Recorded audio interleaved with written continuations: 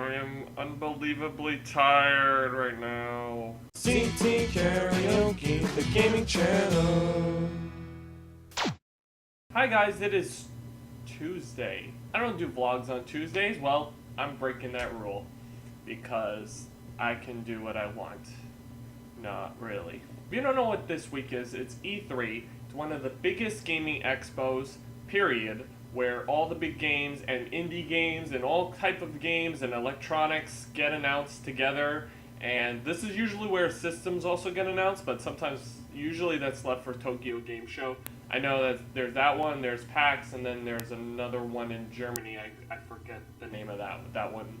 That's also an important one. So I wanted to try experimenting with vlogging this week, covering E3, and this is going to be a very crazy setup because I have taken a lot of notes. There is 14 pages of notes of things that I just was like taking notes of every little game I've seen and details, and not everything has detail, but so I'm gonna skip for now Sunday's recap because you probably already know Nintendo did their announcement with Smash, and I always get their name wrong. Bethesda, is it Bethesda? I always get it wrong, I think. They announced, I think, Doom, Fallout 4, Fallout mobile app, Dishonored 2, Elder Scrolls expansion, and other stuff I cannot remember at the moment. No, wait, hold on. Oh yeah, I think I took down notes here. We're gonna start off with yesterday, which began with Microsoft, and the lighting is kind of crappy, but whatever.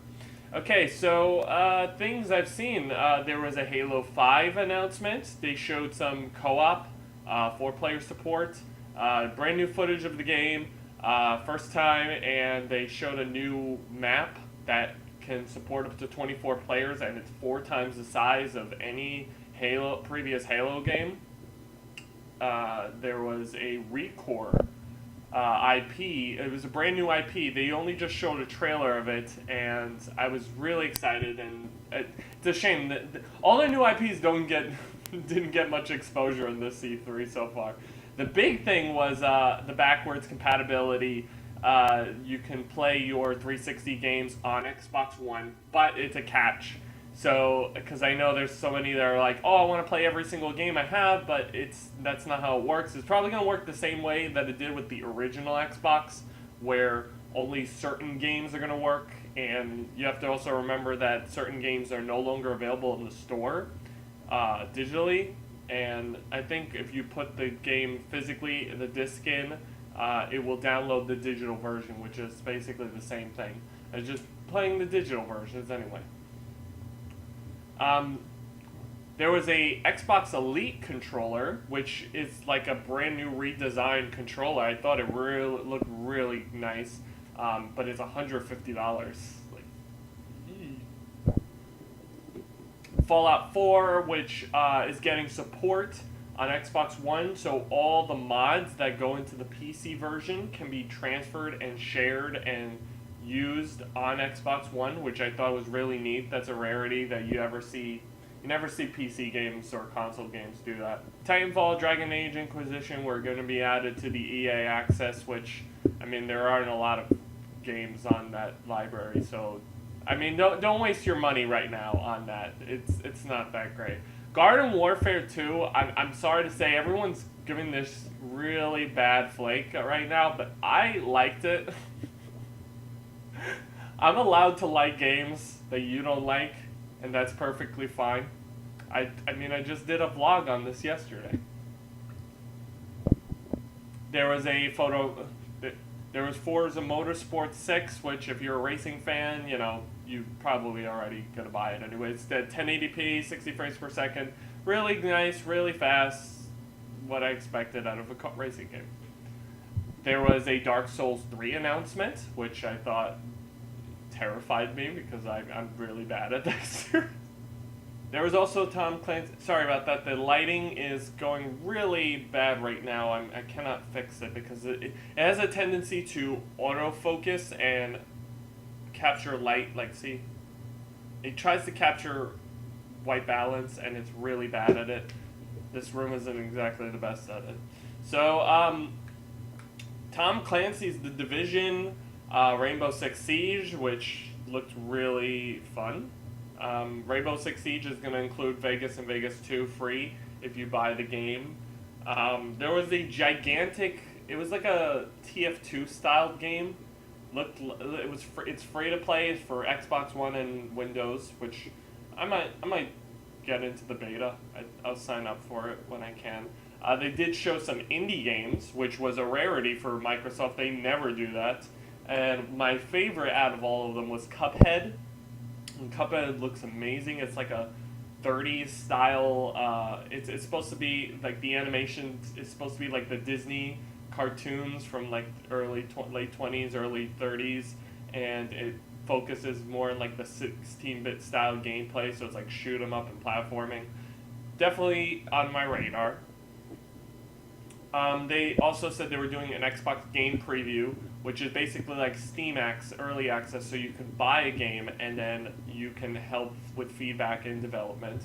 I'm going to speed it up a little because I'm saying a lot. They showed Rise of the Tomb Raider, which actually focuses on a tomb inside. So that should make people excited. Definitely looks really graphically amazing, looks well, plays well.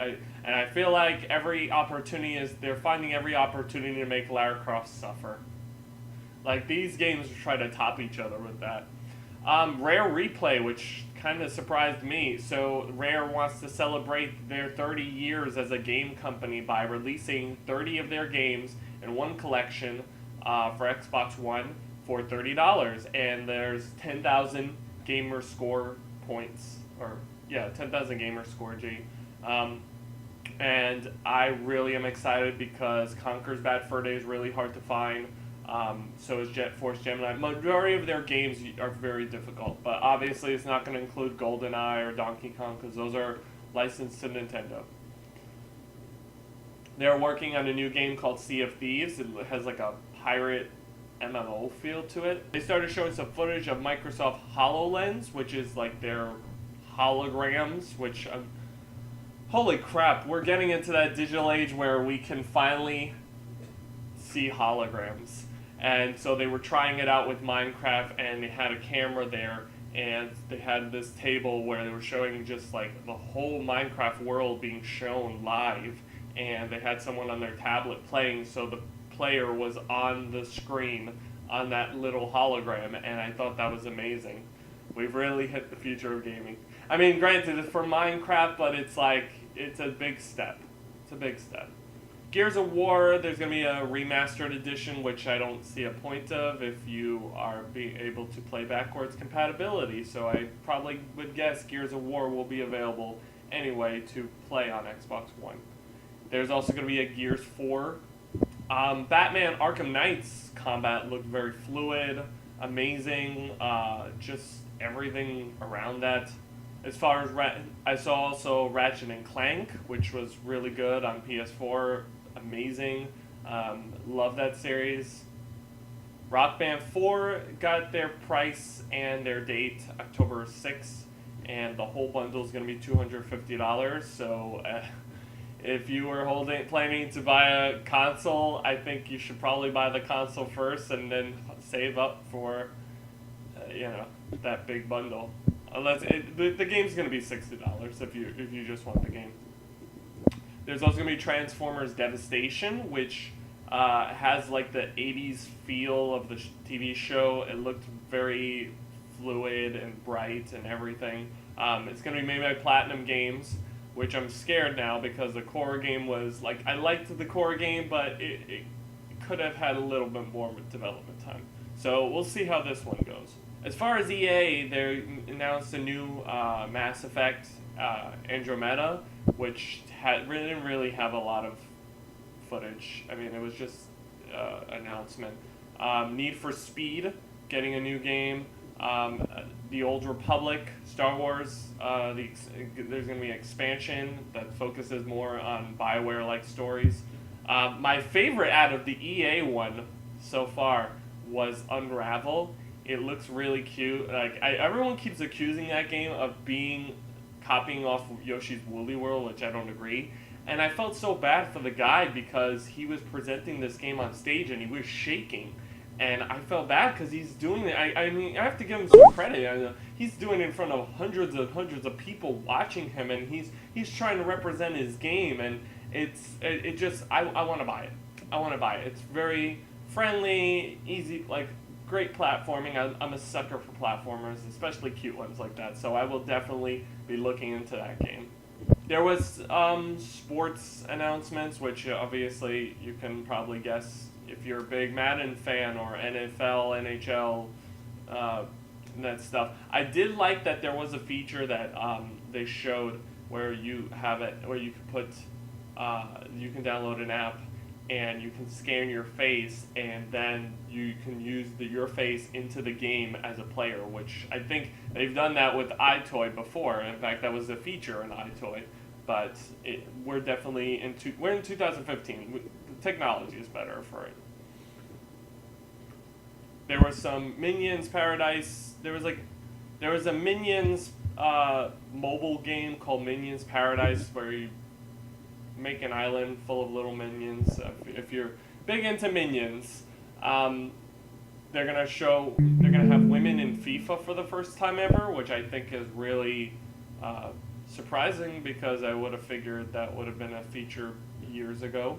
There's going to be new Mirror's Edge, which looks fantastic, plays fantastic, fully open world and combat and stuff, but I feel like I can't play it because when I played the first Mirror's Edge, I had such a terrifying fear of the amount of jumping in first-person view. Like, I can deal with it in a third-person game, but when it's a first-person game and you're visually seeing someone jump off a building, that I can't do that.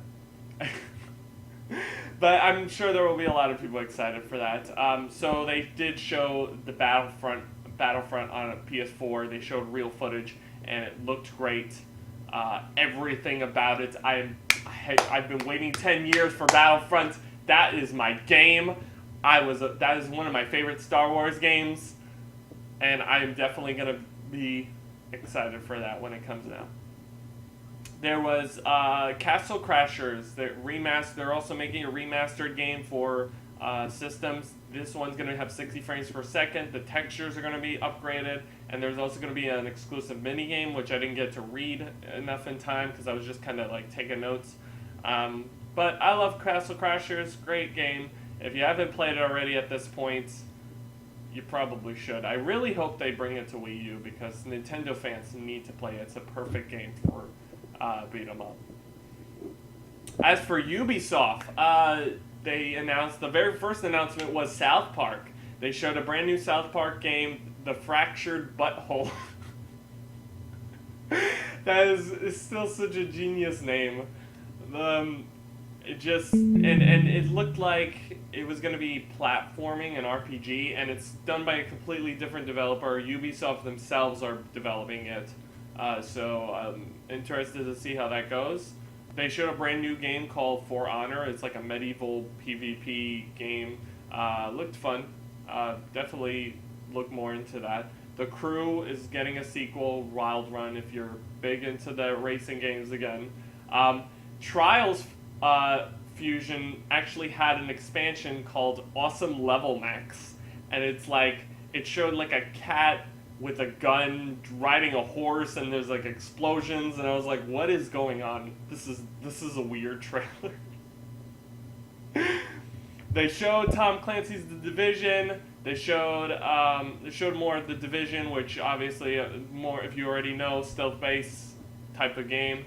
Anno 2205 looks like a moon simulator. Again, please do not take my opinions seriously. Okay, I did as much as I could to cover all these games, and I know I'm taking so long to say it all. Just Dance, obviously, if you're... I was doing Just Dance videos on this channel, so obviously I was a little bit happy, but as far as, like, I feel like it's too much of the same now at this point for me, and I did like, they did bring up two things. One is that you're no longer required to use a camera for Kinect or for Xbox One, 360, or PS4. You can use your smartphone now as your alternative, and I think that includes for Wii U if you don't have a Wii remote. And there's also going to be a streaming service to make up for the fact that because in past Just Dance games they always charged for recycled DLC for older songs, so they're making it a subscription base so you can just have everything as one instead of having to rebuy it over and over every game. Rainbow Six Siege had a new mode called Terra. Rainbow Six Siege brought back a old favorite from Vegas called Terra Hunt, which I really liked. Glad they brought that back. Trackmania Turbo. This is a remake of the DS game, and it's also being made for the consoles and PC, and it's fantastic. You gotta try Trackmania. It is one of my favorite racing games. It is like you will sit there in anger at many times you will reset the game just to make that goal of gold. There was a new Assassin's Creed Syndicate. It looked exciting, but I feel like I still need to play more Assassin's Creed games so I can get the gist of everything of gameplay. They showed their big announcement was a Ghost Recon game, which I was like three Tom Clancy games in one. It's kind of too much for me. So that was the end of Ubisoft, and I was watching more, and I saw Rock Band 4 will not have online multiplayer right from the get-go. So if you're planning to buy it right away, I'd hold off from that. There's going to be a freestyle guitar mode, at least. That's pretty awesome. I did see a game I was interested. I was trying to look for indie games. That's what I need to look for during this week. Indie games, and I saw one called Runbow, and it's for Wii U, and it's basically like speedrunners, but the difference is instead of 4 players, you have 9 players, which I thought, well, holy crap, how does that even work? And I realized, 4 Wii remotes, 4 Pro controllers, and then 1 gamepad, so 9. It's basically like speedrunner, so you're trying to make to the end goal, but you're beating up people in the process, and the background colors change. So when it changes to blue, some platforms will disappear. And then if it changes red, those platforms will come back, but the red platforms will disappear. And I thought that's a really neat concept to change it up to like the whole multiplayer racing thing. Tony Hawk. Oh my god. Tony Hawk, I saw it in action. Live on a stream. And Tony Hawk himself, he said he's making a big music playlist for the game. Online mode is going to support 20 players. There will be some classic levels that will return. I heard some from Tony Hawk 1 and 2. And it's going to be 1080p and 60 frames per second. And I'm still going to be so excited for it. I'm waiting. I've been waiting for a while now to finally see it. I saw something that was like, I saw a skateboard on fire, and then I saw like an ice-themed level. I was like, what is going on? This is Tony Hawk. They don't do this in Tony Hawk. But I guess they proved me wrong. And there was a game on I saw for Sony consoles and PC called Rocket League, and it looks like Twisted Metal with soccer. So the idea is that you customize your car, and then you shoot other people to try to get it's soccer, but you're using weapons in the process while you drive around, and I thought it was a really fun looking game, and it will be cross platform, so you can play it with PS4 and PC together. They can play together. I think that's a really neat option. There aren't a lot of games that do that for Sony. And probably one of my big things I was really excited for, the Metal Gear Solid 5 trailer. I saw, it was like a 5-minute trailer. My head was shaking because I was like, what is going on right now? I'm so confused, but it looks so great. Someone please explain to me everything so I can feel not out of the loop. And last, Sony announced, Sony did their announcement. They did The Last Guardian, which finally, Sony had their conference, which was The Last Guardian after 8 years. 8 years, people. That's how long we've been waiting for The Last Guardian, because it was originally supposed to be on PS3, and now they finally showed footage of it, and it's breathtaking. It's everything I wanted, and I still need to buy a PS4. That would be one of the reasons why I should buy a PS4. There was many reasons why. Horizon Zero Dawn looked pretty good. I saw like a rogue player shooting like mecha robots, and it was really fast paced, very action driven. There was a new Hitman coming out. Street Fighter V is going to be exclusive to PS4 and PC. And I've been reading on Twitter, because a lot of people have been saying that majority of the things that were on the Sony conference weren't exclusive to Sony. And I do have to agree with that. So I'm looking, I mean, everything they had was just like exclusive content, third-party content, not so much first-party, which, I mean, Nintendo is already so good at that. No Man's Sky looked really amazing. Definitely will look into that one more. Dreams it's like an art style game by Media Molecule, who does Little Big Planet, so that also looked pretty good. Destiny is going to get exclusive content first on Sony consoles for their upcoming expansion, The Taken King. There was a game called Firewatch. It has like a TF2 feel to it, which I think I will enjoy very much so. World of Final Fantasy was like a little chibi, it's like a chibi styled game where you play like these little tiny cute versions of Final Fantasy characters, and then they turn big, and it's an RPG, but it's just so, it's adorable. I love it. And that led into the big thing, which was the Final Fantasy VII Remake, which everyone was like, it's become the biggest thing right now, one of the biggest announcements for E3, and it's been about like, I'd say 18 years since Final Fantasy, no, I don't remember if it was 97 or 90, I think it was 97. Shenmue 3 got announced for Kickstarter, and I was kind of a little surprised, because I would have figured Sony would be the one to fund the game, but obviously not, because it said it's coming to PS4 and PC, which I'm now starting to see the problem that people meant when everything in there was just third-party content. Black Ops 3, if you're a Call of Duty fan, you know new Call of Duty games come out every year. This time around, the content is going to be exclusive to PlayStation users for a short time before Xbox, and usually it was the other way around. Disney Infinity is also going to have their exclusive content. Boba Fett and the two sets are going to be exclusive to PS4 and PS3 for a short amount of time before they're made to the public. And last was Uncharted 4.